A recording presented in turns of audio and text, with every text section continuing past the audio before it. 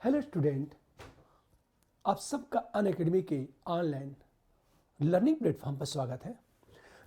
Crack UPSC CSC GS with India largest learning platform है ये। यदि आप सब्सक्रिप्शन लेते हैं या मुझसे जुड़ते हैं तो आपको daily live classes, structure courses, live testing quiz और अनलिमिटेड एक्सेस की सुविधा प्राप्त होगी।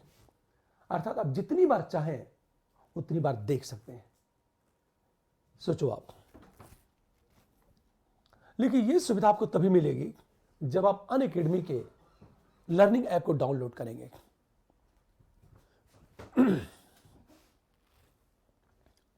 मैं अपनी बात करूं, मेरा नाम यशवंत कुमार सिंह है और मैं पिछले 20 वर्षों से यूपीएससी के लिए पढ़ा रहा हूं। मेरे पढ़ाए हुए लगभग 100 से अधिक बच्चों का आईएएस में सिलेक्शन हो चुका है। मैं आपको polity, economics, governance, internal security और सोशल जस्टिस पढ़ाऊंगा। प्रेजेंट टाइम में मैं निश्चय आईएएस एकेडमी का डायरेक्टर हूं। यदि आप अनअकैडमी के ऑनलाइन लर्निंग प्लेटफॉर्म से जुड़ते हैं तो आपको इंडिया के बेहतरीन टीचर से पढ़ने का मौका मिलेगा, जैसे सुदर्शन गुर्जर, मृणाल पटेल, रोमन सैनी जैसे टीचर से आपको पढ़ने का मौका मिलेगा, जिससे आपके सिलेक्शन में काफी सहायता मिल सकती है। इस पर कई तरह के कोर्स है, जैसे ये कहूं मैं history, current affairs, geography, science and tech, polity, governance, IR के कोर्स। इस अनअकैडमी के ऑनलाइन लर्निंग प्लेटफॉर्म पर 2 तरह के कोर्स हैं, एक प्लस और दूसरा आइकॉनिक। प्लस और आइकॉनिक की बात करें हम लोग, अब ध्यान देने इस बात को कि 1 मंथ, 3 मंथ, 6 मंथ, 12 मंथ की बात करें, फीस जो भी हो, निश्चय के रेफरल कोड का उपयोग करते हैं तो आपको 10% डिस्काउंट मिलेगा। ये आपके लिए ज्यादा अच्छा रहेगा।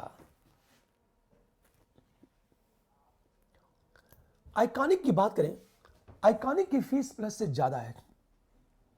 आखिर प्लस से ज्यादा क्यों है? उसके पीछे रीजन यह है कि इस आइकॉनिक में personal coach, daily mains quiz answer practice, study planner की सुविधा मिलेगी, जो प्लस में नहीं है। फीस जो भी हो, पर यदि आप निश्चय के रेफरल कोड का उपयोग करते हैं तो यहां भी आपको 10% डिस्काउंट मिलेगा। इस पर ऑप्शनल कोर्स की भी सुविधा उपलब्ध है। ऑप्शनल कोर्स पर यदि यहां भी आप निश्चय के रेफरल कोड का उपयोग करते हैं तो आपको 10% क्या मिलेगा? डिस्काउंट मिलेगा। यहां हमेशा ध्यान दो इस बात को, यहां भी आपको 10% डिस्काउंट मिलेगा। अब मैं बात करता हूं, हम लोग पिछली क्लास में बात कर रहे थे नेशनल इनकम में क्या नहीं जुड़ेगा और क्या जुड़ेगा। जब राष्ट्रीय आय की बात हो रही थी, राष्ट्रीय आय,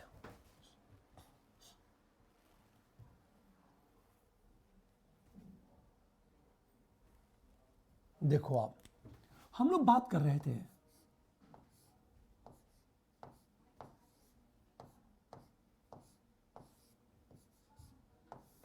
राष्ट्रीय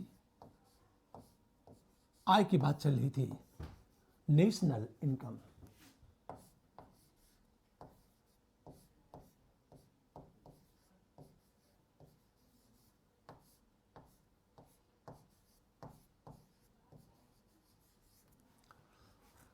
हम लोग नेशनल इनकम की बात कर रहे थे, राष्ट्रीय आय की बात कर रहे थे। राष्ट्रीय आय में यह बात हुई थी कि एक निश्चित वित्तीय वर्ष में उत्पादित वस्तु सेवा का मूल्य। आज हम लोग ये देखेंगे, आज तक हम लोग ये देख रहे थे क्या नहीं जुड़ेगा, अब हम ये देखेंगे कि क्या जुड़ेगा। और मैं लगातार प्रश्न उठा रहा था, देखो प्रश्न ये पूछेगा, हमारा आंसर ये होगा। देखो आप, हम जब इसकी मीनिंग की बात कर रहे थे तो ये कहा गया था एक निश्चित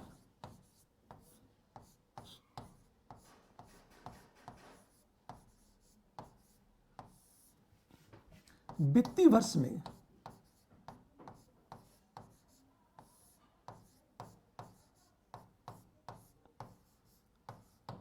में उत्पादित में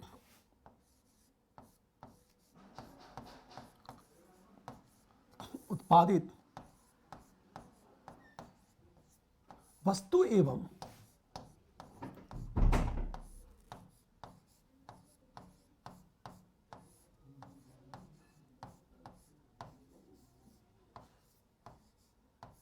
सेवा का मूल्य होता है। देखो अब जब नेशनल इनकम की बात होगी ना, तो राष्ट्रीय आय का मतलब क्या होता है? एक निश्चित वित्तीय वर्ष में उत्पादित वस्तु एवं सेवा का मूल्य ही नेशनल इनकम है। अरे बात है। अब हम ये बात करें कि क्या क्या इसमें जुड़ेगा। अब तक हम लोग ये बातें कर रहे थे क्या नहीं जुड़ेगा, अब हम ये बातें करेंगे क्या क्या जुड़ेगा। मतलब राष्ट्रीय आय में, या हम ये कहें, देखो आप चीजें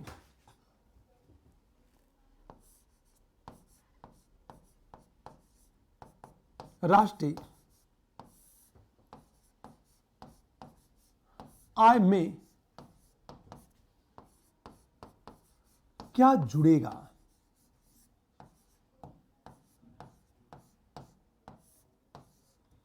क्या जुड़ेंगे इसमें। देखो आप सबसे पहले बात करें हम लोग उत्पादित वस्तु सेवा का मूल्य।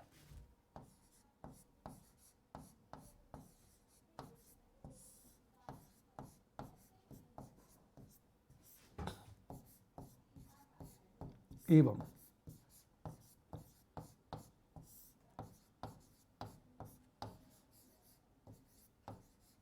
हमेशा ये जो उत्पादित वस्तु और सेवा का मूल्य जुड़ जाएगा इसमें। हमेशा जो उत्पादित वस्तु है और सेवा है, इसका मूल्य तो जुड़ना ही जुड़ना है आपको। हमेशा ध्यान दो, पहली चीज देखो आप, उत्पादित वस्तु सेवा का मूल्य तो जुड़ेगा। दूसरी चीज अप्रयुक्त वस्तुएं,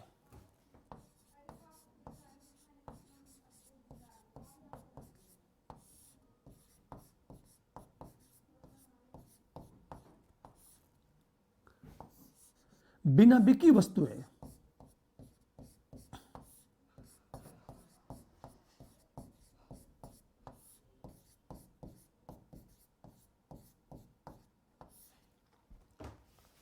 हमेशा ध्यान दो। जैसे एग्जाम्पल ले, मैंने क्या कहा था, मैं एक किसान हूं, मैंने 10 केजी गेहूं का उत्पादन किया, 5 केजी का उपभोग किया। हमेशा ध्यान दो इस बात को। और जो 5 केजी बच गया वो भी नेशनल इनकम इंक्लूड होगा, और जो 5 केजी मैंने उपभोग किया वो भी नेशनल इनकम उपभोग होगा, जुड़ेगा। जैसे मैंने ये कहा, इसको देखो आप, चीजें स्वयं के उपभोग के लिए उत्पादित वस्तुएं, स्वयं के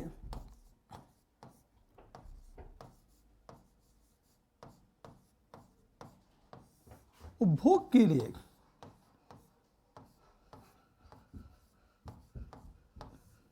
स्वयं के उपभोग के लिए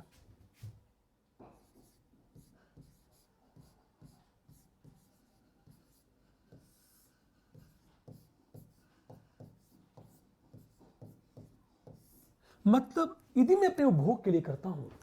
अगली चीज देखो,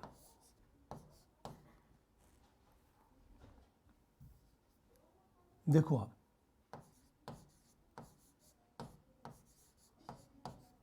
कर्मचारी सदन के सदस्य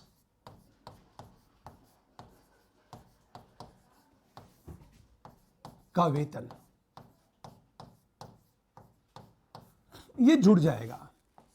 अगली चीज देखा, कर्मचारियों का जो प्रॉफिट है, लाभांश है, वो जुड़ेगा।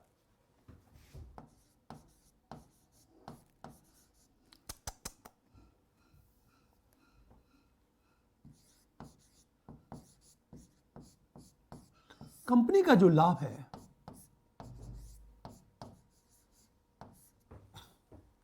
ये कंपनी का जो लाभ है ये नेशनल इनकम में इंक्लूड होगा। देखो, किंतु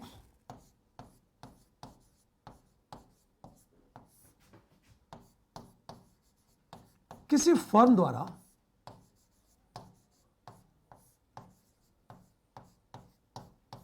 दूसरी फर्म को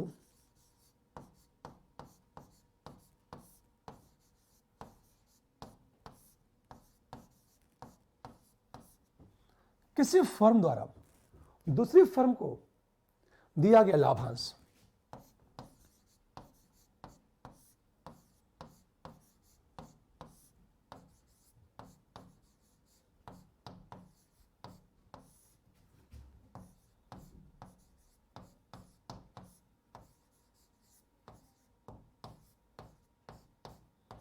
नहीं जुड़ेगा।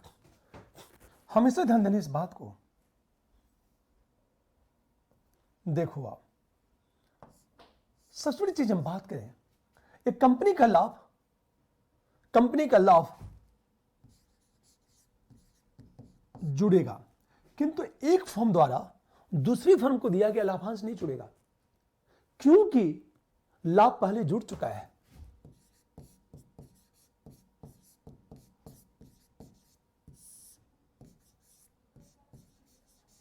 लाभ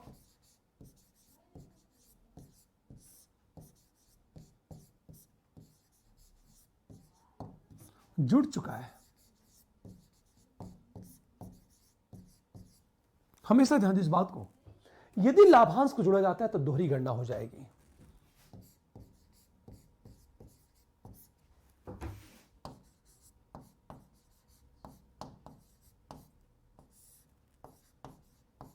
को जोड़ा जाता है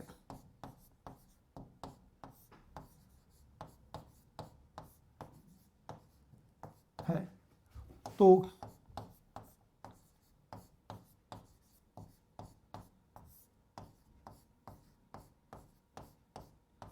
दोहरी गणना हो जाएगी।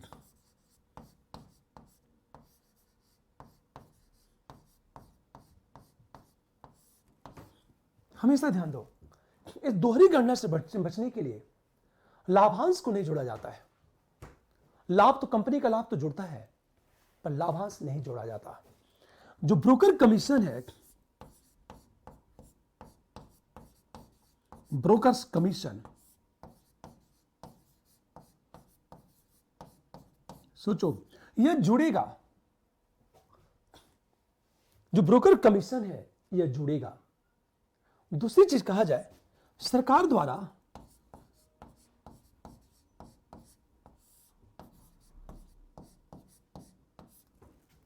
जनता को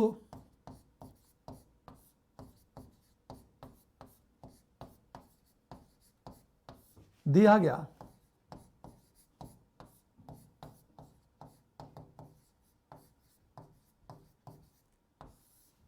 निःशुल्क सुविधा।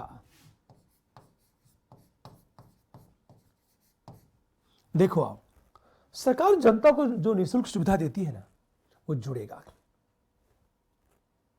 हमेशा ध्यान दो इस बात को। लेकिन मैंने क्या कहा, फॉर एग्जाम्पल गवर्नमेंट देती है ना, जब गवर्नमेंट देगी तो जुड़ेगा वो, क्योंकि गवर्नमेंट उसकी कीमत चुका रही है। फॉर एग्जाम्पल कोरोना काल में गवर्नमेंट ने क्या किया, लोगों को फ्री खाने की व्यवस्था, हर परिवार को 5 किलो अनाज खाने के लिए दे रही है, गवर्नमेंट दे रही है। तो वह जो है नेशनल इनकम इंक्लूड होगा। हमेशा ध्यान दो इस बात को, क्या जुड़ेगा क्या नहीं जुड़ेगा। एक चीज फिर प्रश्न देखो, आप नेशनल इनकम में जुड़ेगा तो देखा जाए मकान मालिक द्वारा स्व आरोपित मूल्य,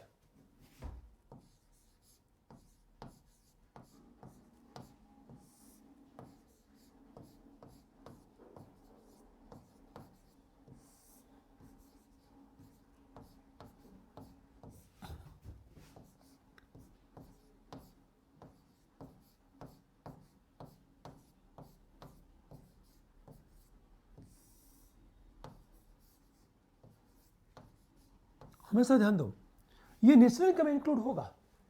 जैसे एक मकान मालिक किराए पर अपना मकान रहता है, उसका मूल्य क्या है, मान लिया जाए उसका किराया 10,000 रुपया है, मान लिया जाए, तो वह जो नेशनल इनकम में जुड़ेगा। हमेशा ध्यान दो। अगली चीज देखो आप, चीज ये कहा जाए कि नियोक्ता द्वारा भविष्य निधि कोष में दिया गया अंशदान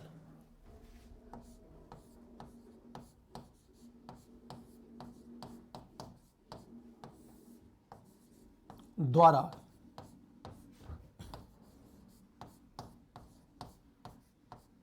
भविष्य निधि कोष में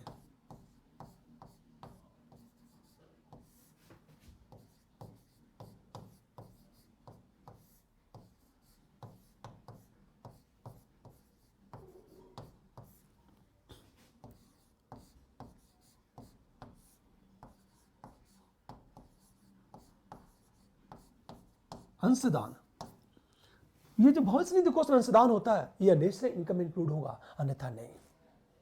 बस क्या जुड़ेगा और क्या नहीं जुड़ेगा, कल की क्लास में मैंने ये बताया था क्या जुड़ेगा, आज मैं ये बता रहा हूं।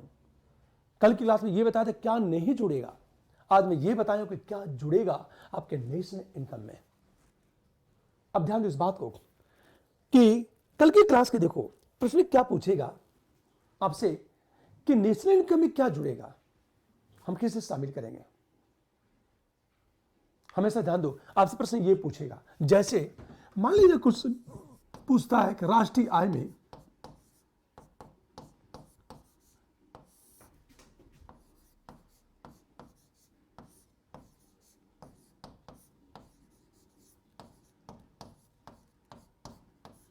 जुड़ेगा फर्स्ट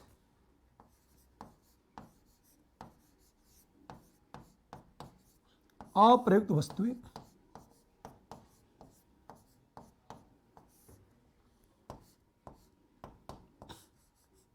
हम सेकंड की बात करें मकान मालिक द्वारा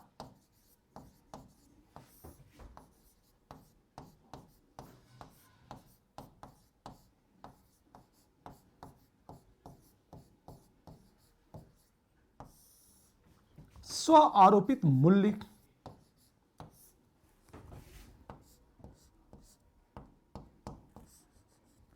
ब्रोकर कमीशन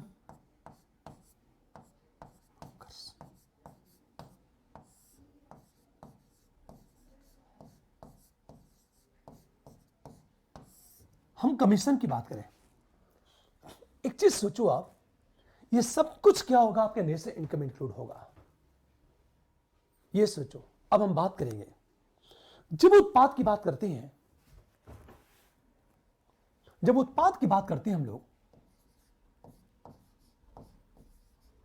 तो हमेशा हम दो बातें करते हैं, घरेलू उत्पाद और दूसरी बात करते हैं हम लोग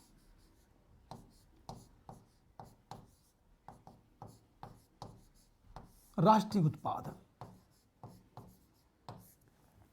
कल की मैंने पिछली क्लास में मैंने यहां तक छोड़ा था। देखो आप उत्पाद की जब बात करते हैं तो एक होता है डोमेस्टिक प्रोडक्ट होता है,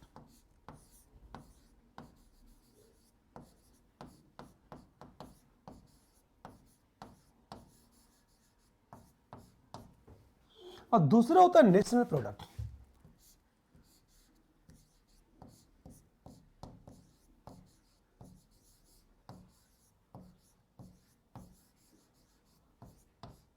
हमेशा घरेलू उत्पाद का मतलब क्या होता है, आर्थिक सीमा में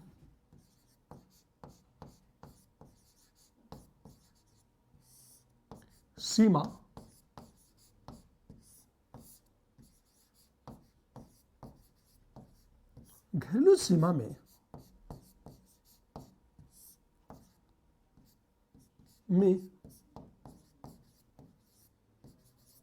कुल उत्पाद। अब दो चीज, निवासियों द्वारा उत्पादन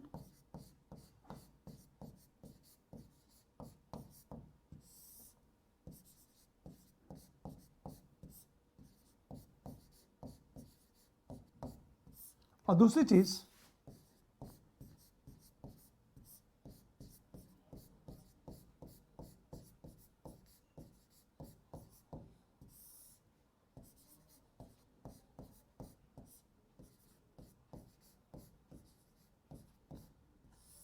हमेशा ध्यान दो इस बात को, ये डोमेस्टिक प्रोडक्ट है।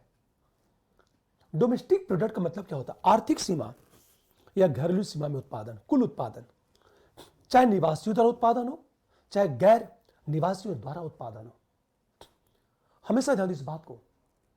लेकिन इसको कहते हैं डीपी,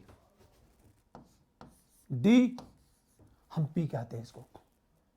अब प्रश्न, राष्ट्रीय उत्पाद का मतलब क्या होता है?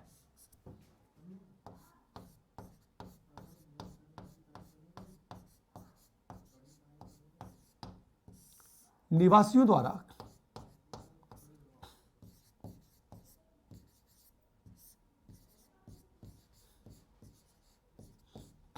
अब दो चीज होगी, आर्थिक सीमा में,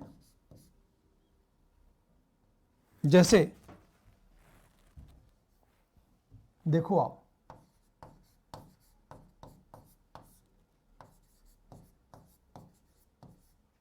अपने घरेलू सीमा में उत्पादन,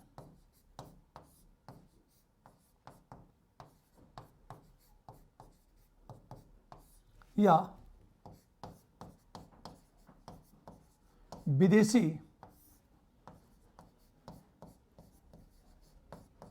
आर्थिक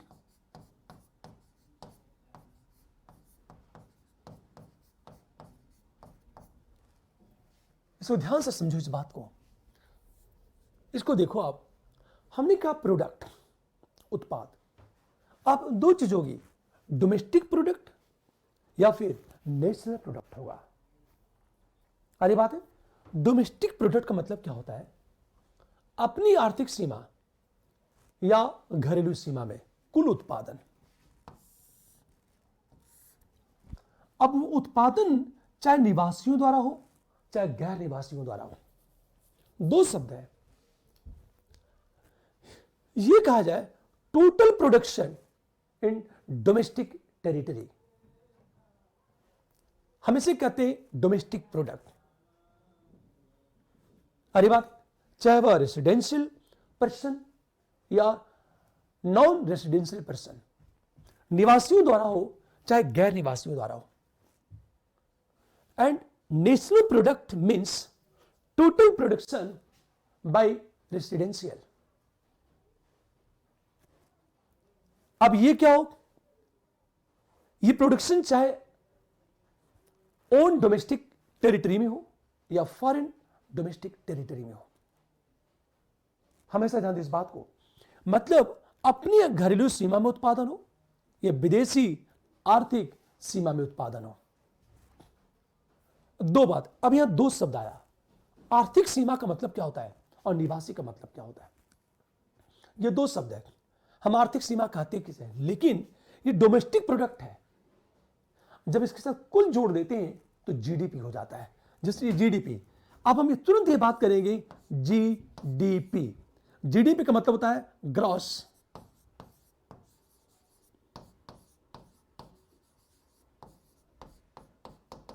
डोमेस्टिक प्रोडक्ट। इसका मतलब है सकल घरेलू उत्पाद।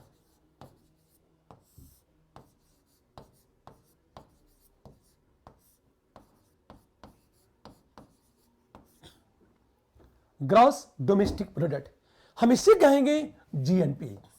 National product NP, GNP, gross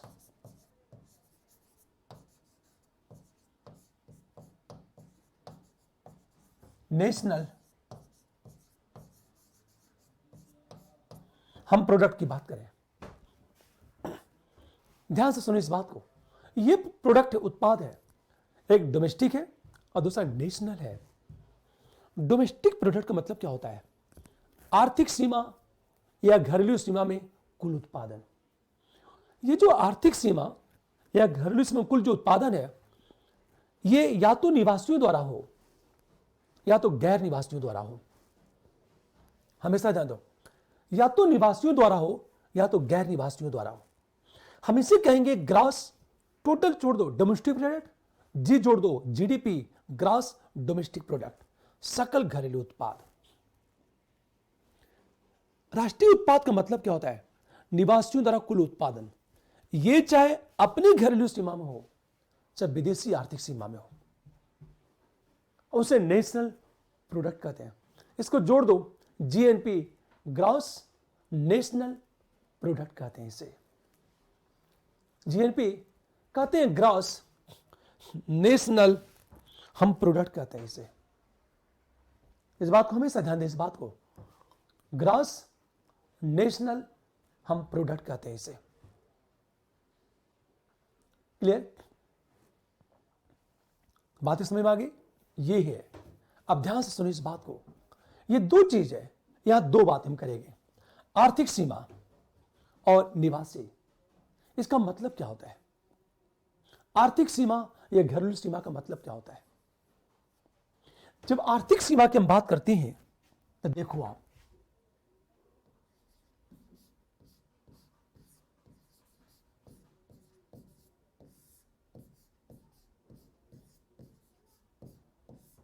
या हम बात करें, हम घरेलू सीमा की बात करें,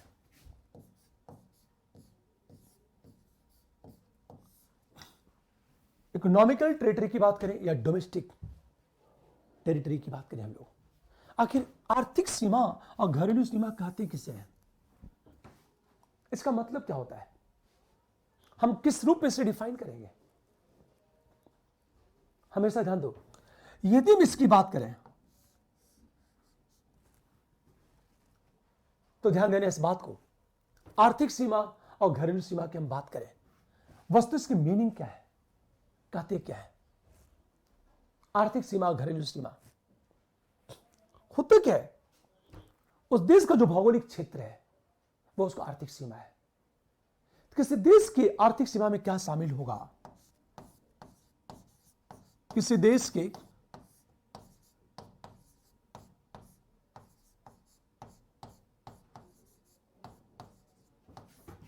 आर्थिक सीमा में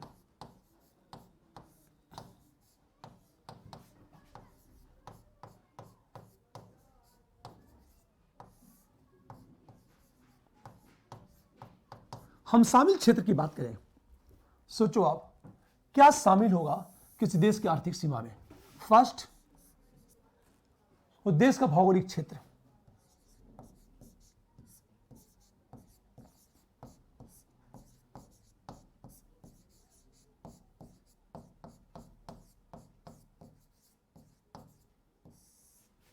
हम क्षेत्र की बात करें। सेकेंड, हमेशा उस देश का समुद्री क्षेत्र, उस देश का समुद्री क्षेत्र जहां मछली पकड़ने का अधिकार है, उस देश का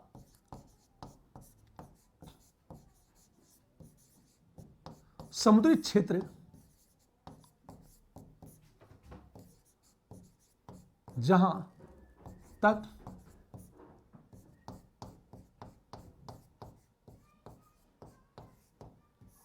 नागरिकों को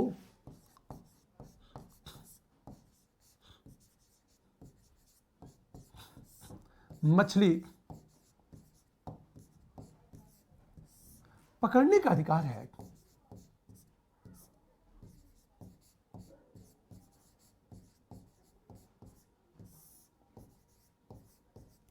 हमेशा ध्यान दो, किसी देश के आर्थिक सीमा में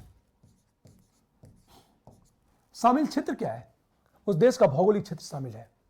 नंबर दो, उस देश का समुद्री क्षेत्र जहां तक नागरिकों को मछली पकड़ने का अधिकार प्राप्त है। हम तीसरी चीज हमेशा उस देश के भौगोलिक क्षेत्र के ऊपर का वायुमंडल,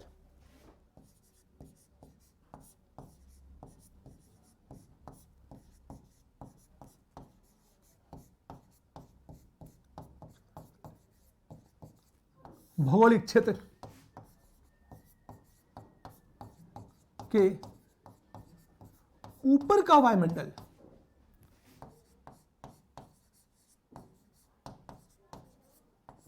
हमेशा ध्यान दो, विदेशों में स्थित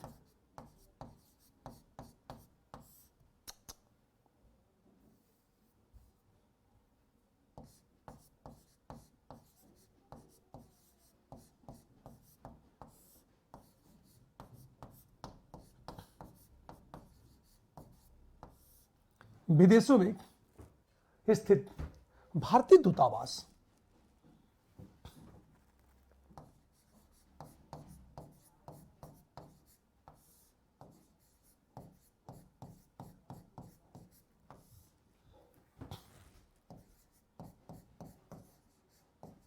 शामिल होगा, किंतु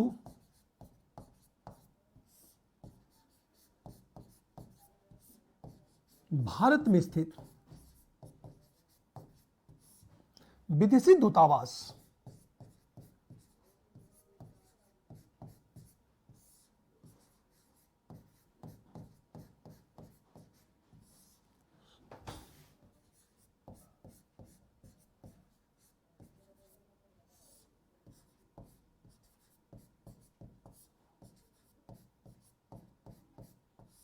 शामिल नहीं होगा। हमेशा ध्यान दो इस बात को, यह है किसी देश की आर्थिक सीमा। इसको ध्यान से समझो इस बात को। आर्थिक सीमा में क्या क्या शामिल होता है? किसी देश की आर्थिक सीमा में शामिल क्षेत्र क्या है? उस देश का भौगोलिक क्षेत्र शामिल है। पहली चीज, उस देश का समुद्री क्षेत्र, जहां तक नागरिकों को मछली पकड़ने का अधिकार है। मतलब जहां तक नागरिकों को मछली पकड़ने का अधिकार है ना, वो देश की आर्थिक सीमा में शामिल होगा। फॉर एग्जाम्पल, मान लिया जाए ये भारत है,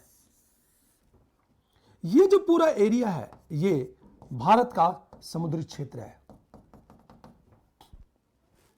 ये जो भारत का समुद्री क्षेत्र है, सोचो आप, ये भी भारत के आर्थिक सीमा में शामिल होगा, समुद्री क्षेत्र।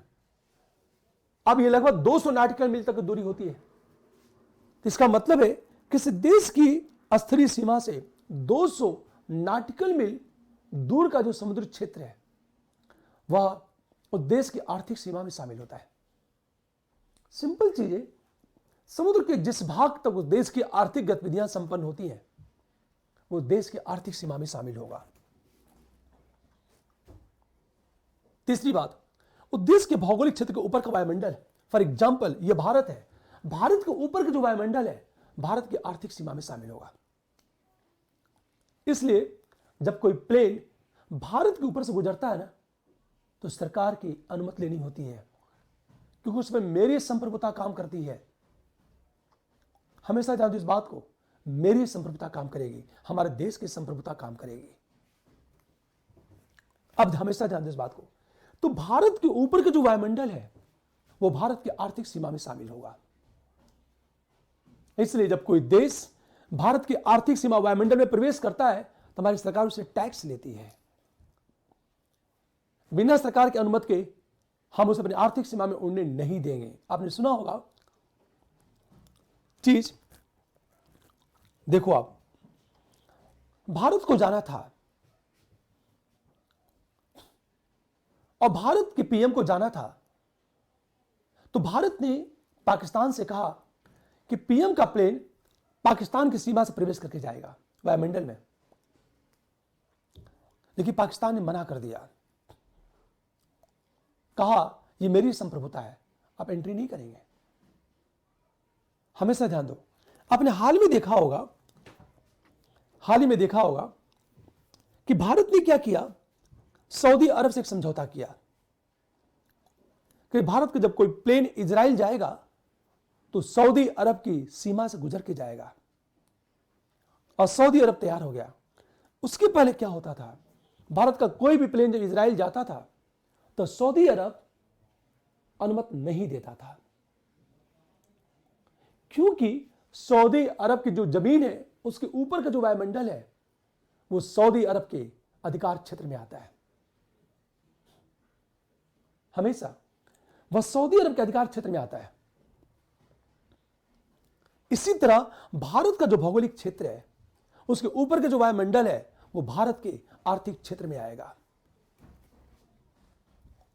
अब देखो आप अगली चीज, भारत का जितने भी दूतावास है विदेशों में स्थित भारतीय दूतावास भारत की आर्थिक सीमा में आएगा। मान लिया जाए विदेशों में भारत का मिलिट्री बेस है, कोई मिलिट्री बेस है, सैन्य केंद्र है, तो भारत की आर्थिक सीमा में शामिल होगा। ये बात हमेशा ध्यान दें इस बात को। किंतु भारत में विश्व के जितने भी दूतावास हैं वो भारत की आर्थिक सीमा में काम नहीं करेंगे। फॉर एग्जाम्पल मान लिया जाए ये अमेरिकी दूतावास है, ये पाकिस्तानी दूतावास है। ये जो दूतावास है ये दूतावास भारत की आर्थिक सीमा में शामिल नहीं होगा, बल्कि ये कहा जाए जो अमेरिकी दूतावास है अमेरिका की आर्थिक सीमा में शामिल होगा, जो पाकिस्तानी दूतावास है वो पाकिस्तान की आर्थिक सीमा में शामिल होगा, वे सब भारत की आर्थिक सीमा में शामिल नहीं होंगे। ध्यान देने इस बात को। देखो आप, मैंने क्या कहा आपसे, सबसे बड़ी चीज आर्थिक सीमा और भौगोलिक सीमा की बात करें हम लोग। मान लिया जाए कि अमेरिकी दूतावास से मान लिया जाए, अमेरिकी दूतावास पर अमेरिका की संप्रभुता काम करेगी। अमेरिका में स्थित भारतीय दूतावास पर भारत की संप्रभुता काम करेगी। ये जो अमेरिकी दूतावास है इस पर अमेरिका की संप्रभुता काम करेगी और अमेरिकी कानून लागू हो गए। हमेशा यहां अमेरिकी कानून लागू हो गए। एक बात ध्यान देना इस बात को, सबसे बड़ी चीज तो ये है, जैसे एक छोटा सा एग्जांपल लेता हूं। मान लिया जाए ये अमेरिकी दूतावास है, इसके चारों तरफ जो बाउंड्री है ना, उस बाउंड्री के अंदर अमेरिकी दूतावास, अमेरिकी कानून लागू होगा, क्योंकि उस दूतावास पर अमेरिका की संप्रभुता काम करेगी। मान लिया जाए कोई आतंकी आता है और बम ब्लास्ट करता है, मान लो कोई आतंकी आता है और बम ब्लास्ट करता है। जब वो बम ब्लास्ट करेगा और बम ब्लास्ट करने के बाद वो सीधे क्या हुआ कि अमेरिकी दूतावास में प्रवेश कर गया, तो हमारी सेना पुलिस कुछ नहीं कर पाएगी।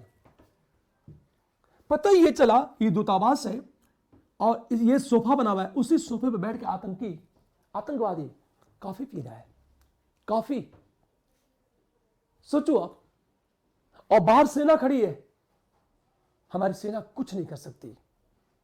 गोली चलाती है तो अमेरिकी दूतावास हमला मारा जाएगा, और अमेरिकी दूतावास किसका भाग है, अमेरिका की आर्थिक सीमा में आएगा, तो माना जाएगा कि भारत ने हमला कर दिया।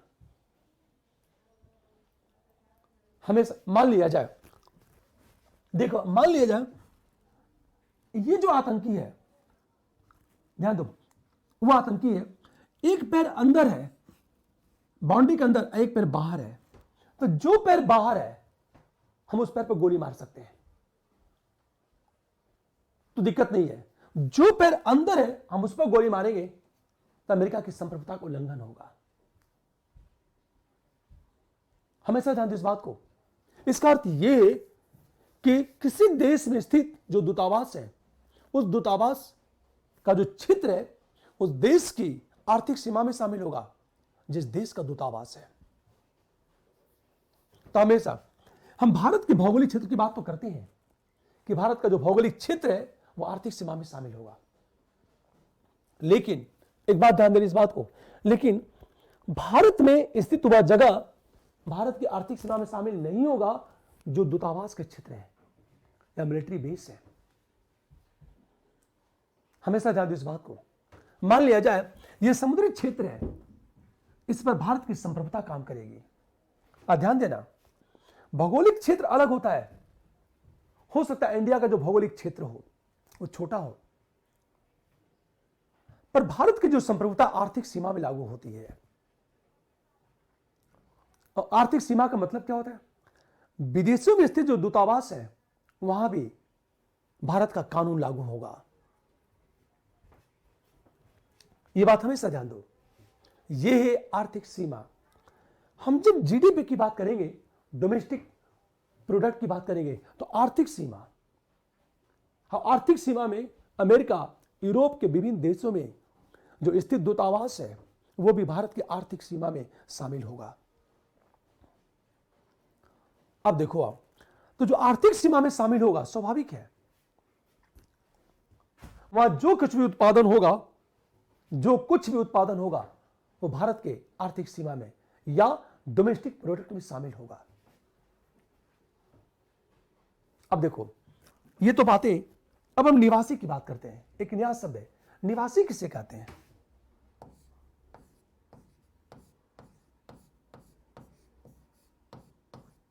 निवासी, रेसिडेंट की बात करें या गैर निवासी, नॉन रेसिडेंट।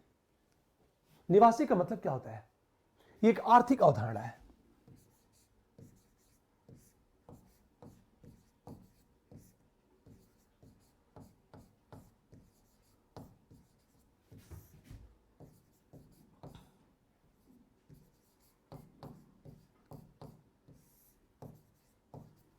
अब देखो आप, सामान्यतः होता क्या है?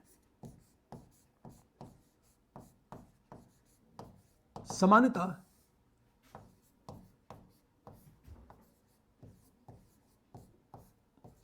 उस देश के नागरिक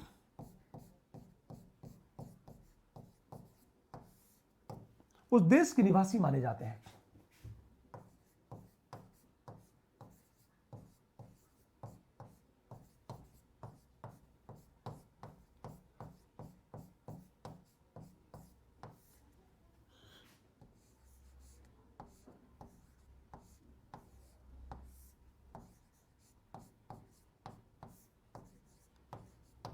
हमेशा सामान्यतः होता क्या है?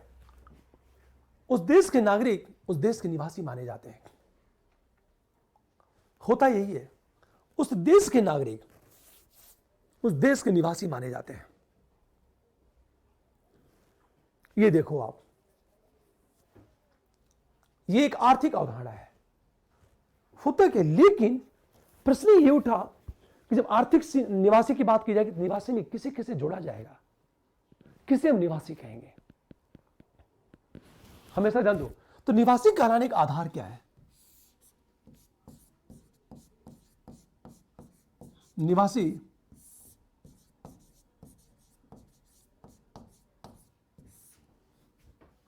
कहलाने का आधार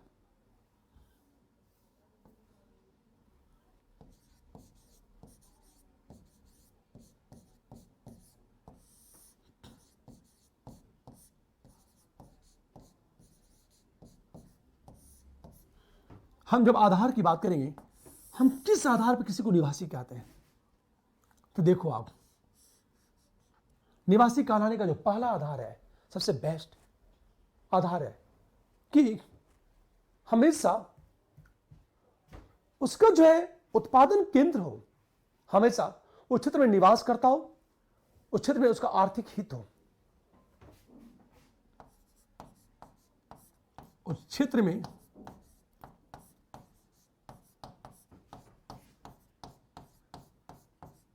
निवास करता हो।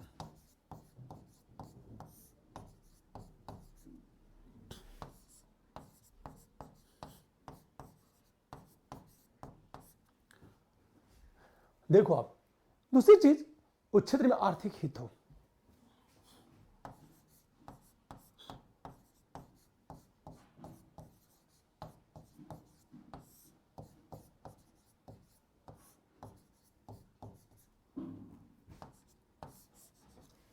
और तीसरी चीज हम बात करें, वह क्षेत्र उसका उत्पादन केंद्र हो।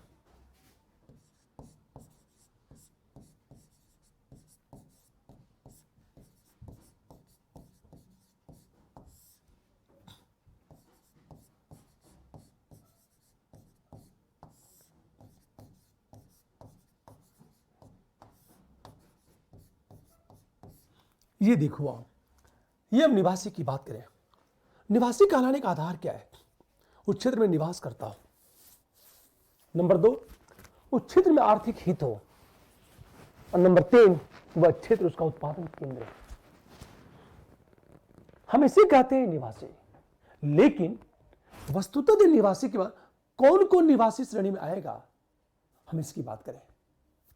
ये निवास करता हो, उसका आर्थिक उस क्षेत्र में हो। फॉर एग्जाम्पल, मैं भारत का नागरिक भी हूं और भारत का निवासी भी हूं, क्योंकि मेरा आर्थिक जो उत्पादन केंद्र है इंडिया में स्थित है। मैंने क्या कहा, सामान्यतः देश के जो नागरिक है वो देश के निवासी माने जाते हैं। जैसे अमेरिकन नागरिक अमेरिका के निवासी हैं, भारतीय नागरिक भारत के निवासी हैं। हमेशा ध्यान दो, उस देश के जो नागरिक हैं वो देश के निवासी माने जाते हैं। यह सामान्यतः होता है कि उस देश के जो नागरिक हैं उस देश के निवासी माने जाते हैं, लेकिन निवासी कहलाने का आधार क्या है, उस क्षेत्र में निवास करता हो। दूसरी चीज, उस क्षेत्र में आर्थिक हित हो। और नंबर 3, वह क्षेत्र उसका उत्पादन केंद्र हो। हम 3 चीजों की बात करें, देखो आप। सबसे बड़ी चीज तो यह है निवासी कहलाने का आधार। अब एक प्रश्न उठा कि कौन कौन निवासी की श्रेणी में आएगा। देखो आप,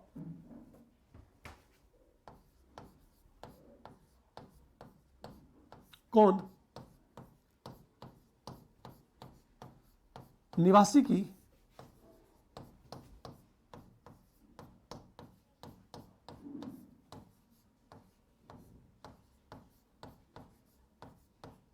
आएगा। ध्यान देने इस बात को, सबसे बड़ी चीज तो यही है निवासी श्रेणी में आने की बात, 1 वर्ष से अधिक अवधि तक निवास करता हो। हमेशा ध्यान दो,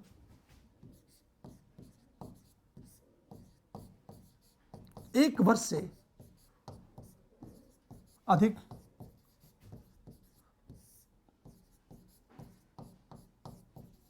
अवधि के लिए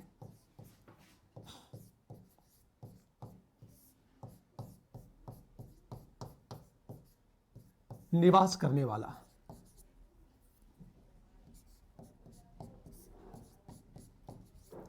फॉर एग्जाम्पल, मान लो मैं इंडिया का निवासी हूं और मैं 1 वर्ष से अधिक इंडिया में रह रहा हूं। मैं अमेरिका जाता हूं घूमने, मैं अमेरिका में क्रिकेट खेलने जा रहा हूं या फुटबॉल खेलने जा रहा हूं, और मैं अमेरिका में 1 वर्ष से अधिक अवधि के लिए रह गया, तो मैं अमेरिका का निवासी बन जाऊंगा। भारत की जो क्रिकेट टीम है ये 2 महीने के लिए ऑस्ट्रेलिया जाती है, 6 महीने के लिए ब्रिटेन जाती है। हमारी जो क्रिकेट टीम है, लेकिन मान लिया जाए पूरी की पूरी क्रिकेट टीम 1 साल से अधिक अवधि के लिए ऑस्ट्रेलिया में रुक गई, तो ऑस्ट्रेलिया की निवासी कहलाएगी। यह ड्यूरेशन है 1 वर्ष से अधिक। पता ही चला, मान लिया जाए माइक्रोसॉफ्ट अमेजन का जो चीफ है,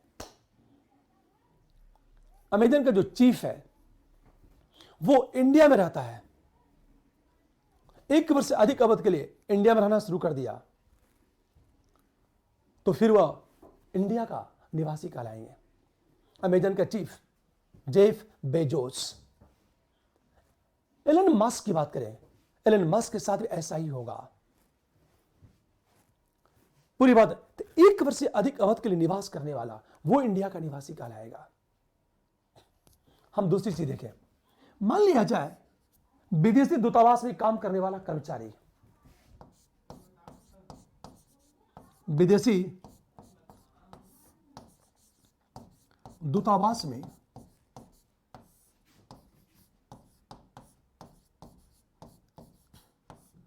काम करने वाला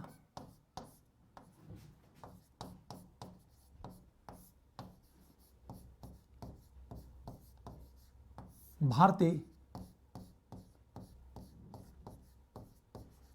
नागरिक। ये जो विदेशी दूतावास है इसमें जो काम करने वाला जो भारतीय नागरिक है वो भारत का निवासी माना जाएगा, वो निवासी माना जाएगा भारत का। जैसे एक छोटा सा एग्जांपल लेता हूं आपसे, ध्यान देना इस बात को। विदेशी दूतावास में काम करने वाला भारतीय नागरिक भी भारत का निवासी माना जाएगा। देखो आप, जैसे इंडिया में जितने भी अमेरिकी दूतावास है, उन दूतावासों में विभिन्न भारतीय कर्मचारी काम करते हैं। सुबह जाते हैं, शाम को वापस चले जाते हैं, तो भारत के निवासी कहलाएंगे।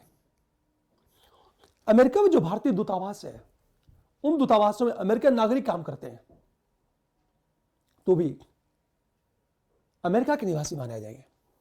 दिस इज जो अंतर्राष्ट्रीय संगठन है, उसमें काम करने वाले कर्मचारी उस देश के निवासी, जिस देश के नागरिक हैं। मान लिया जाए भारत में स्थित अंतर्राष्ट्रीय संगठन में कार्यरत कर्मचारी, कार्यरत भारतीय कर्मचारी, जैसे ये कहा जाए भारत में स्थित अंतरराष्ट्रीय संगठन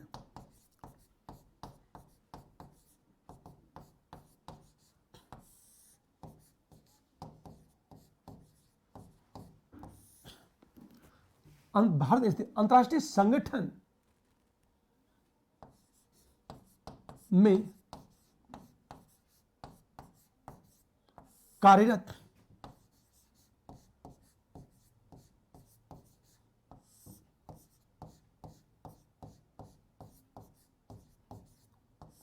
भारतीय नागरिक, हमेशा ध्यान दो, भारत में स्थित अंतरराष्ट्रीय संगठन में कार्यरत भारतीय नागरिक भारत के निवासी माने जाएंगे।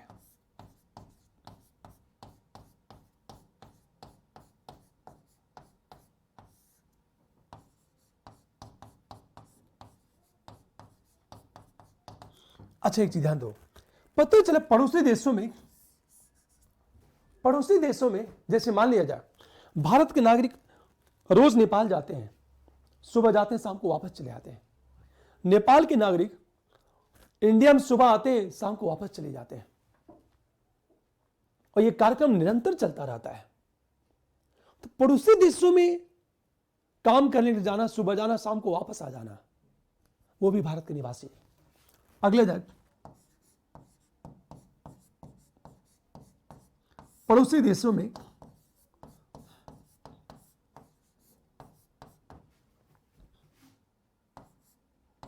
सुबह काम करने के लिए जाना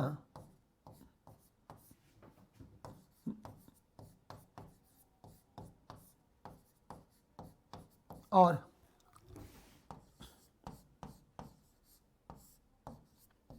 शाम तक वापस आ जाना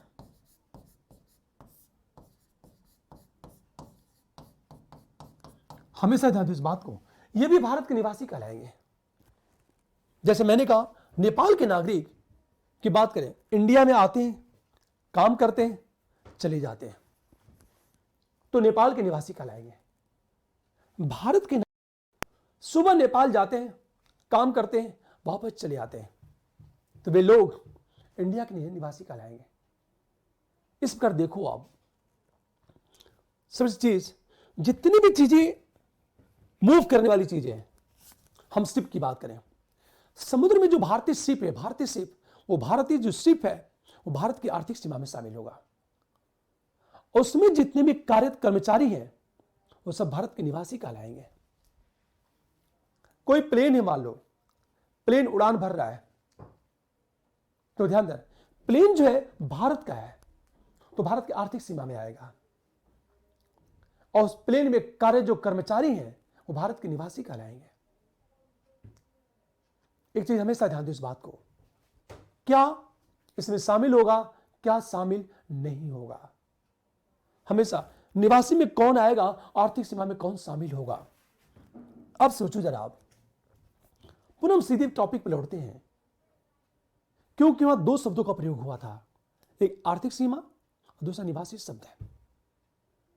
हम आर्थिक सीमा को देख चुके, निवासी को देख चुके, अब हम बात करेंगे, दो बातें हुई थी।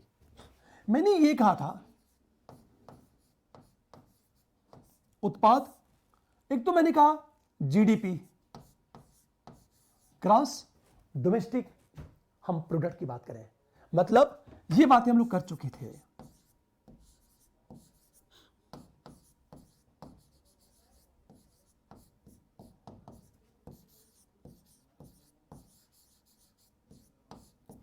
और दूसरा मैंने ये कहा था जीएनपी, ग्रॉस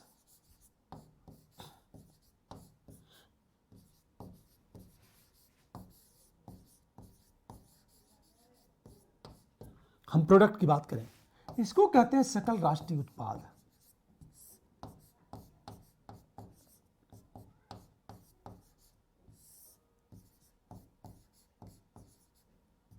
इसको कहते हैं सकल घरेलू उत्पाद।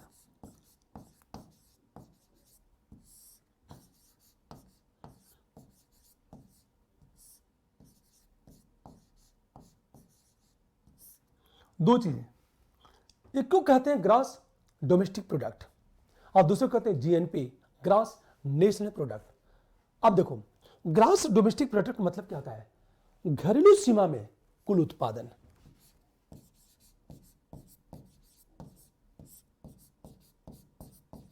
सीमा में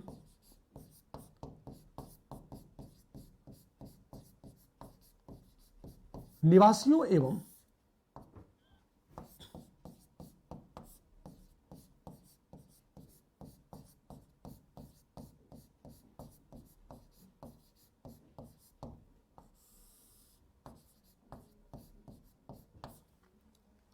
गैर निवासियों द्वारा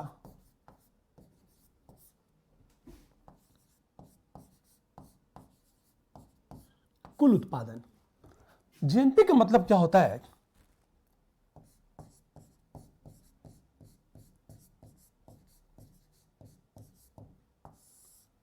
निवासियों द्वारा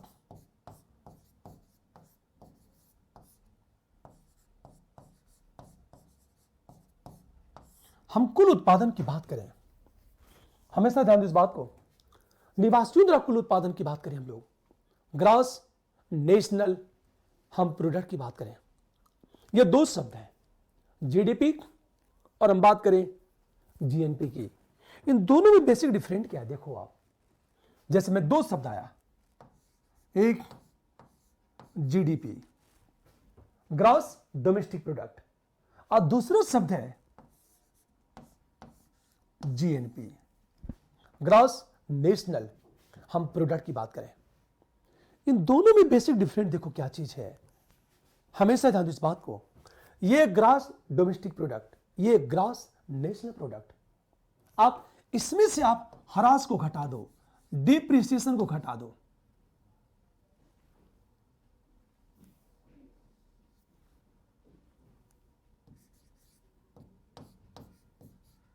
ह्रास को घटा दिया तो ये आ जाएगा एनडीपी। इसमें से ह्रास को घटा दो, ये आ जाएगा एनएनपी आ जाएगा। अब देखो एक रिलेशन आ गया, GDP NDP, GNP NNP. GDP में से ह्रास को घटा दो तो एनडीपी आ जाएगा और जीएनपी में से ह्रास को घटा दो तो एनपी आ जाएगा। इसको कहते हैं नेट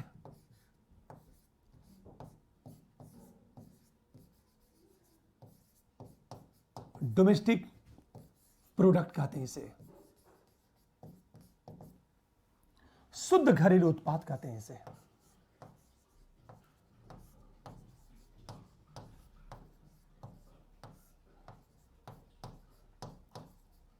जैसे आपसे मैं कहूं आपके टोटल इनकम कितनी है, आपको सैलरी मिलती है 10,000 रुपए, तो आपकी जो ग्रॉस इनकम है 10,000 रुपए है, पर वास्तव में आप डेली 100 रुपया लगा के जाते हो आते हो, किराया भाड़ा भी खर्च करते हो आप, और एक महीने में 10,000 सैलरी मिल रही है और 100 रुपया डेली किराया भाड़ा खर्च हो रहा है, तो 30 दिन में कितना हो गया? 3,000 रुपया आपका खर्च हो गया। तो आपका टोटल जो है ग्रॉस इनकम 10,000 है, 300 रुपया निकाल दो जो डिप्रिसिएशन है, तो बचा कितना? 7,000। तो आपकी बचत कितनी हुई? 7,000। तो ये नेट इनकम है 7,000। तो जो आपने 3,000 रुपया लेस किया वो क्या है? डिप्रिसिएशन है, ह्रास है वो। हमेशा ध्यान दो इस बात को। तो जीडीपी में से ह्रास को घटा दो तो एनडीपी आ जाएगा, और जीएनपी में से ह्रास को घटा दो तो एनएनपी आ जाएगा। इसका पूरा नाम है नेट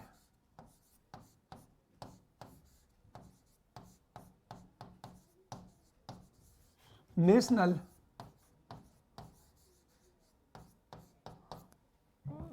प्रोडक्ट। हम इसे कहते हैं शुद्ध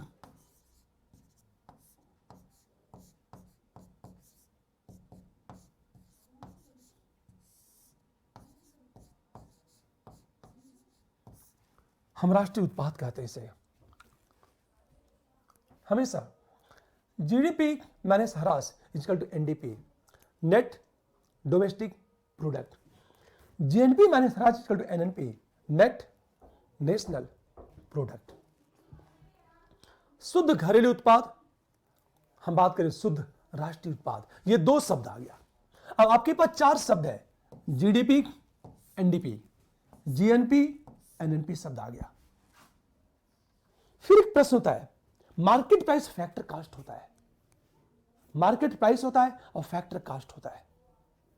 हमेशा जैसे फैक्टर कास्ट का मतलब क्या होता है? साधन लागत। मार्केट प्राइस का मतलब क्या होता है? बाजार कीमत। ये नेशनल आपने देखा होगा, GDP factor cost, GDP market price. आगे हम बात करते हैं। अब देखो, आप बात करेंगे फैक्टर कास्ट और बात करेंगे मार्केट प्राइस। यदि हम बात करें फैक्टर कास्ट,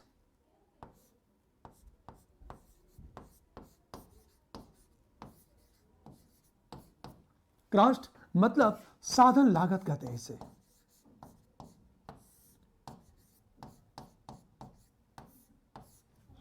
दूसरे मार्केट प्राइस,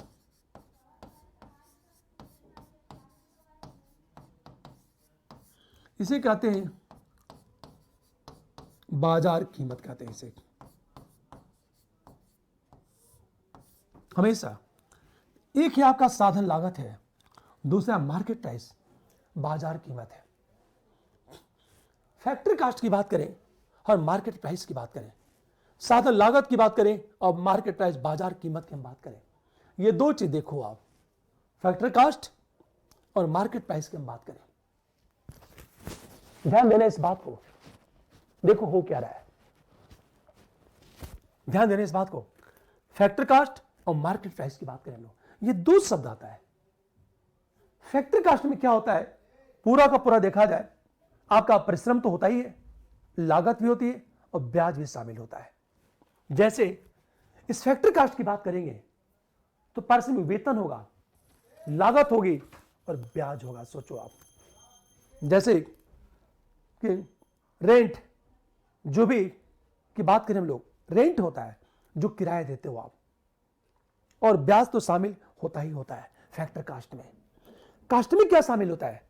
रूम का किराया भी देते हो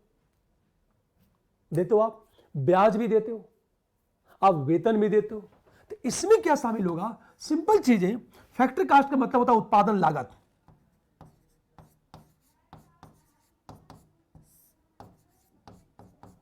ये जो उत्पादन लागत है हम इसे फैक्टर कास्ट कहते हैं, जो प्रोडक्शन कास्ट है। और हम लोग पढ़ चुके हैं शायद, देखो आप कि प्राइस इक्वल टू क्या होता है, कास्ट प्लस प्रॉफिट होता है, ये हम लोग पढ़ चुके हैं। कीमत इक्वल टू लागत प्लस लाभ होता है। तो जो प्रोडक्शन कास्ट है इसको कहते हैं फैक्टर कास्ट कहते हैं इसे। अब देखो ये कैसे चलेगा, हमेशा ये जो उत्पादन लागत है इसमें क्या होगा, वेतन इंक्लूड होगा, प्लस कच्चा माल की कीमत, प्लस रेंट किराया, जो मकान का किराया देते हो, प्लस आप उधार लेते हो तो ब्याज। ये सब के सब फैक्टर कास्ट में इंक्लूड होगा। जैसे उत्पादन लागत है, हमारा प्रोडक्शन कास्ट क्या है, वही आपका फैक्टर कास्ट है। ये मार्कर है, हम इस मार्कर का उत्पादन कर रहे हैं, ध्यान दो, ये मार्कर है, हम इस मार्कर का उत्पादन कर रहे हैं। यही आपका फैक्टर कास्ट है। उसमें आपका वेतन शामिल होगा, कच्चा माल की कीमत शामिल होगी, किराया रेंट भी शामिल होगा और ब्याज भी शामिल होगा। इतनी सारी चीजें क्या होगी, शामिल होगी। हमेशा वेतन प्लस कच्चे माल की कीमत प्लस किराया और प्लस ब्याज, ये शामिल होगा आपका। मतलब ये चार चीजें क्या होगी, इस फैक्टर कास्ट में इंक्लूड हो जाएगा। हमेशा ध्यान दो इस बात को, वेतन प्लस कच्चे माल की कीमत प्लस किराया और प्लस ब्याज, ये शामिल हो जाएगा इस प्रोडक्शन कास्ट में। ये सारी चीजें क्या हो जाएंगी, शामिल हो जाएंगे। गुड। अब देखो, जब मार्केट प्राइस की बात करते हैं ना, तो मार्केट प्राइस में क्या होता है, जब कोई चीज प्रोडक्शन कास्ट है मार्केट में जाता है तो उस पर टैक्स लगता है, इनडायरेक्ट टैक्स लगता है, जिसको हम कहते हैं एक्साइज ड्यूटी कहते हैं उसे। अब मान लिया जाए ये जो मार्केट प्राइस है, मार्केट प्राइस में होता क्या है, फैक्टर कास्ट तो होता ही है, प्लस अप्रत्यक्ष कर होगा, इनडायरेक्ट टैक्स होगा, ये इंक्लूड हो जाएगा तो मार्केट प्राइस आ जाएगी। अब देखो, इसको हम इस तरह समझे जरा कि मान लिया जाए यदि मार्केट प्राइस की बात करते हैं,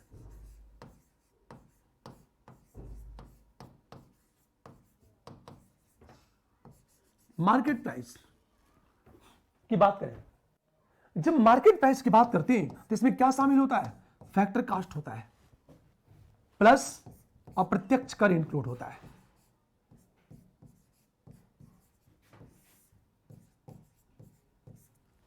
इनडायरेक्ट टैक्स होता है, क्योंकि जब कोई वस्तु मार्केट में बन के आती है ना तो उस पर टैक्स भी लगता है। जो ये मार्केट में बन के आएगी तुरंत टैक्स क्या होगा, उसमें इंक्लूड हो जाएगा टैक्स। हमेशा ध्यान दो इस बात को, तो टैक्स का इंक्लूड होना स्वाभाविक है। देखो, तो फैक्टर कास्ट प्लस अप्रत्यक्ष कर इक्वल टू मार्केट प्राइस। हम इसको इस तरह कह सकते हैं, फैक्टर कास्ट माइनस बराबर मार्केट प्राइस माइनस अप्रत्यक्ष कर। मतलब मार्केट प्राइस में से इनडायरेक्ट टैक्स को निकाल दिया जाए तो फैक्टर कास्ट आ जाएगा। ये तो हम लोग पढ़ रहे हैं, ठीक है। अब सोचो, कई ऐसे प्रोडक्ट होते हैं जिसमें गवर्नमेंट सब्सिडी देती है। फॉर एग्जाम्पल, आप गैस का सिलेंडर लेते हो, जब आप गैस का सिलेंडर लेते हो तो होता क्या है, उसकी कास्ट है, फैक्टर कास्ट है 800 रुपए, आपको मिलता है कितने में, आपको मिलता है कितने में, 600 रुपए में। तो 200 रुपए गवर्नमेंट आपको देती है। तो गवर्नमेंट जो अपनी तरफ से आपको देती है, जो अपनी तरफ से देती है, उसे ही कहते हैं सब्सिडी। अब देखो, आप जैसे गैस सिलेंडर के एग्जांपल ले लो, मान लिया था ये गैस सिलेंडर है,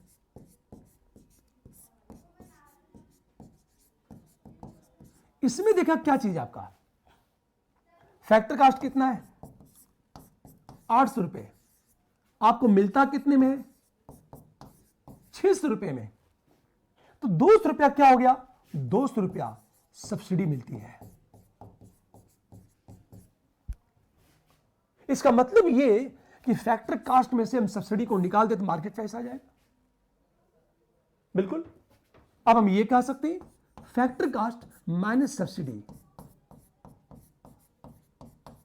इक्वल टू मार्केट प्राइस, या market price plus subsidy equal to factor cost. हम ये लिख सकते हैं। हमेशा ध्यान दो, ये लिखा जा सकता है कि फैक्टर कास्ट में से सब्सिडी निकाल दो तो मार्केट प्राइस आ जाएगा। आप मार्केट प्राइस में सब्सिडी जोड़ दो तो फैक्टर कास्ट आ जाएगा। एक बात हमेशा ध्यान दो इस बात को, क्या जुड़ेगा और क्या नहीं जुड़ेगा। देखो, आप ये हम बात करें, इसमें क्या जुड़ेगा और क्या नहीं जोड़ेगा। अब ध्यान से सुनो इस बात को। हम सबसे बात तो ये करें हम लोग। अब एक चीज देखो, एक तरफ इनडायरेक्ट टैक्स है, एक तरफ ये है सब्सिडी है। ध्यान दो, मैंने क्या बताया आपसे कि फैक्टर कास्ट में इनडायरेक्ट टैक्स को जोड़ दो तो मार्केट प्राइस आ जाएगी, फैक्टर कास्ट में से ये घटा दो तो मार्केट प्राइस आ जाएगा। इसका तो फैक्टर कास्ट में ये जोड़ना है और ये घटाना है तो मार्केट प्राइस आ जाएगी। इसका मतलब यही हुआ। अब हम इसको इस तरह लिख सकते हैं कि फैक्टर कास्ट प्लस अप्रत्यक्ष कर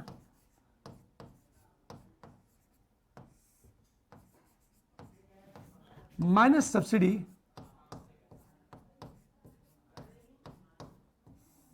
is equal to market price.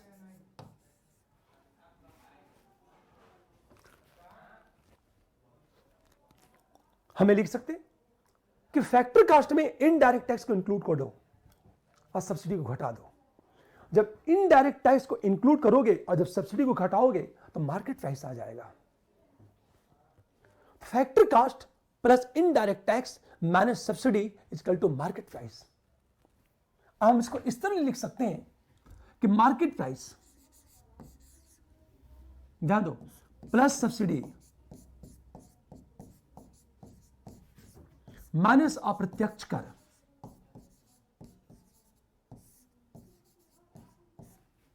Equal to factor cost. हम लिख सकते हैं मार्केट प्राइस में सब्सिडी जोड़ दो, इनडायरेक्ट टैक्स घटा दो तो फैक्टर कास्ट आ जाएगा। ये बेसिक डिफरेंट है। ये इन्हीं चीजों का अध्ययन करेंगे। अब मैं इसको जोड़ रहा हूं, ध्यान दो इस बात को। जीडीपी फैक्टर कास्ट, आप 4 तरह की धारणाएं होती हैं।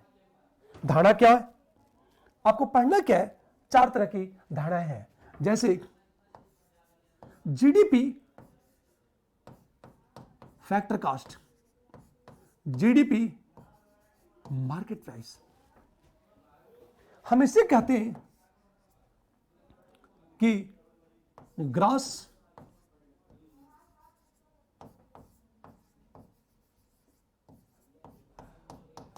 डोमेस्टिक प्रोडक्ट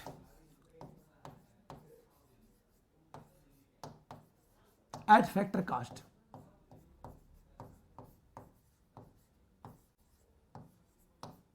मतलब साधन लागत पर सकल घरेलू उत्पाद।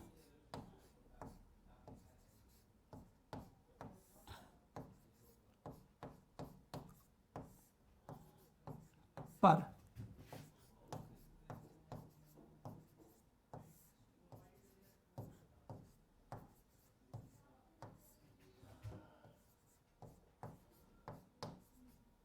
उत्पाद, इसे कहते हैं जीडीपी फैक्टर कास्ट।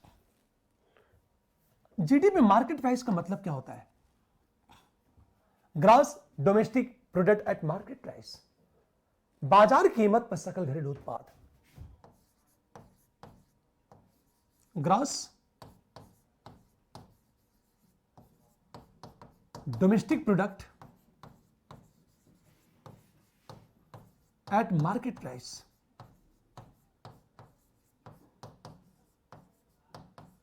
इसका मतलब यह है बाजार कीमत पर सकल घरेलू उत्पाद।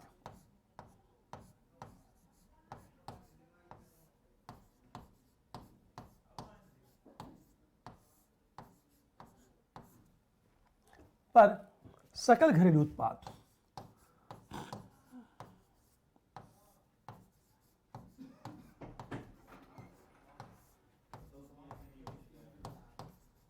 हमेशा ध्यान दो, इसे कहते हैं gross domestic product at market price.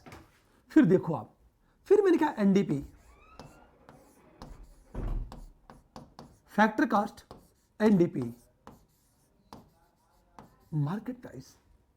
अब 2 चीज होता है, एनडीपी फैक्टर कास्ट और एनडीपी मार्केट प्राइस होती है। देखो आप, इसको कहते हैं नेट डोमेस्टिक प्रोडक्ट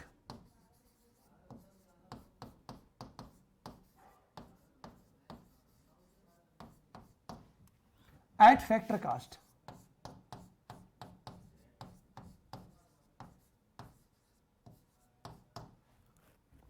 शुद्ध घरेलू उत्पाद, साधन लागत पर शुद्ध घरेलू उत्पाद।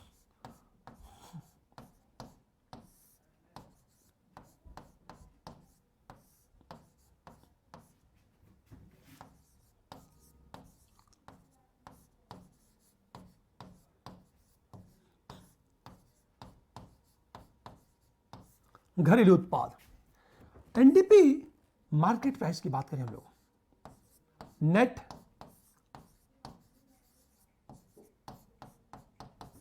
डोमेस्टिक प्रोडक्ट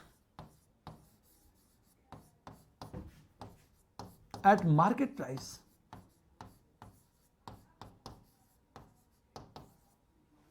मतलब बाजार कीमत पर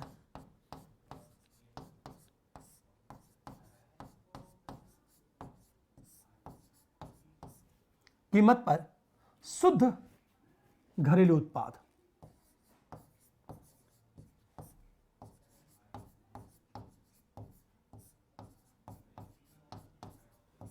अब देखो आप, ये चार कॉन्सेप्ट आ गया। फिर मैंने कहा जीएनपी फैक्टर कॉस्ट और जीएनपी मार्केट प्राइस।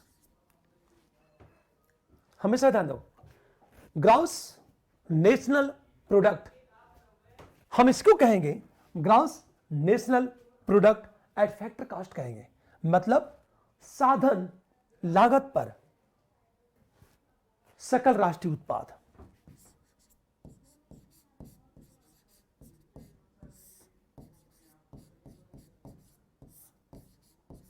लागत पर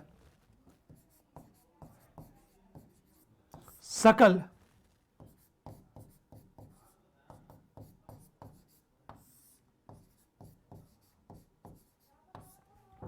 जीएनपी मार्केट प्राइस का मतलब क्या होता है? बाजार कीमत पर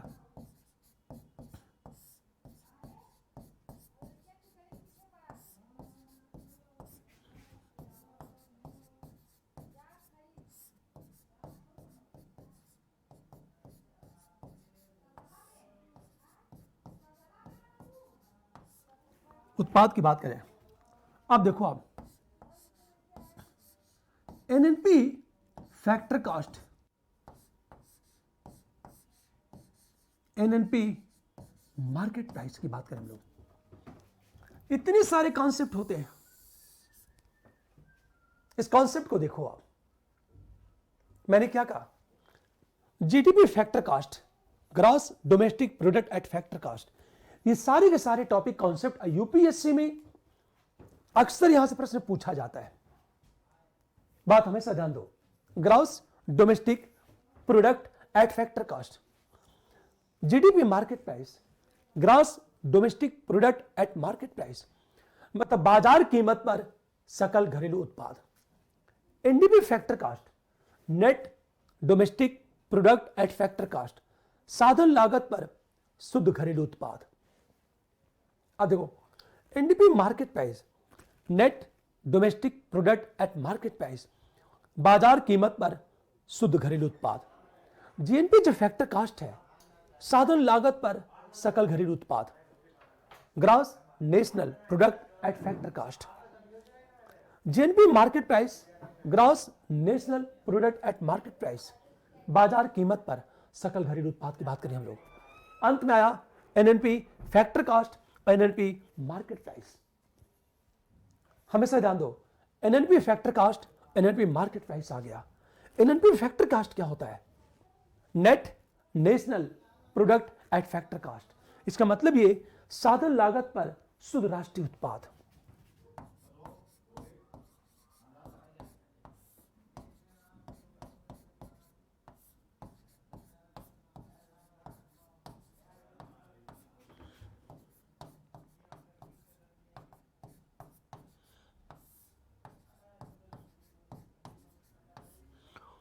एनएनपी मार्केट प्राइस का मतलब क्या होता है?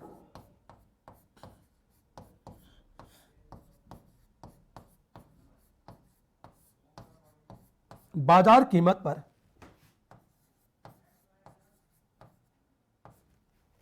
शुद्ध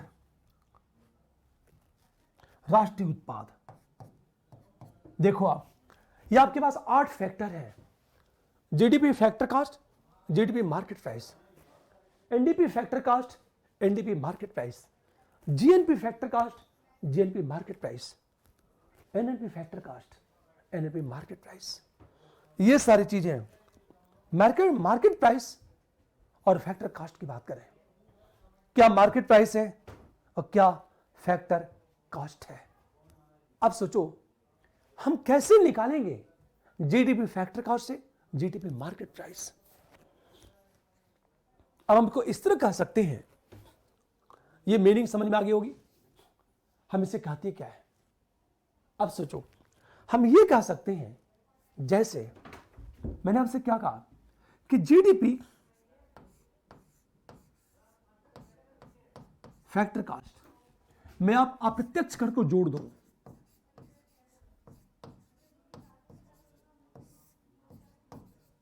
कर minus subsidy,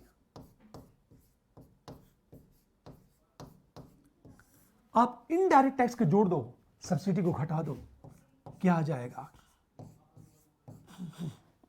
GDP market price आ जाएगी। दोनों में रिलेशन देखो आप, हमें ये कहें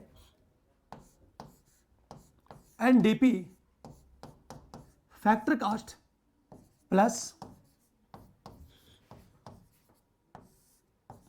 अप्रत्यक्ष कर minus subsidy equal to NDP market price. देखो आप, जीएनपी फैक्टर कास्ट प्लस अप्रत्यक्ष कर minus subsidy equal to GNP market price.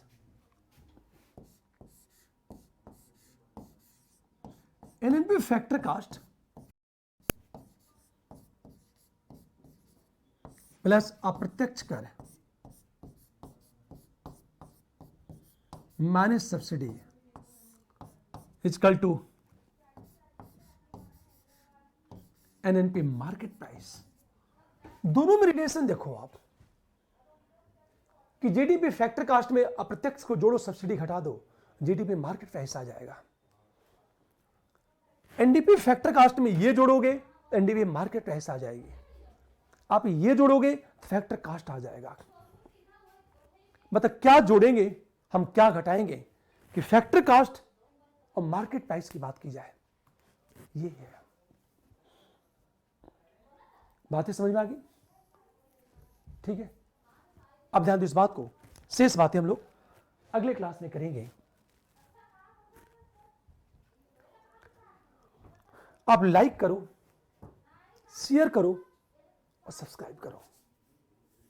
ठीक है, ओके, थैंक यू। आप, हाँ, गुड। यदि आप सब्सक्रिप्शन परचेस करते हो और निश्चय के रेफरल कोड का उपयोग करते हो तो आपको 10% क्या मिलेगा, डिस्काउंट मिलेगा। अब तक मैं जितनी बातें पढ़ा रहा हूं ना, बहुत ही एक चीज कॉन्सेप्चुअल है, इस तरह आपको कहीं नहीं मिलेगा। आपने ध्यान से मेरे क्लास को देख लिया, मुझे पूरा विश्वास है कि आपका क्वेश्चन गलत नहीं होगा। पर दुर्भाग्य ये कि आप देखते नहीं हो। मैं जितने भी क्वेश्चन उठा रहा हूं, क्वेश्चन उठाने को उद्देश्य क्या है मेरा, कि आप सॉल्व कर सको प्रश्नों को, कहां आप गलतियां करते हो, वो मैं लगातार क्या कर रहा हूं आपको बताता चल रहा हूं। ठीक है, ओके, थैंक यू।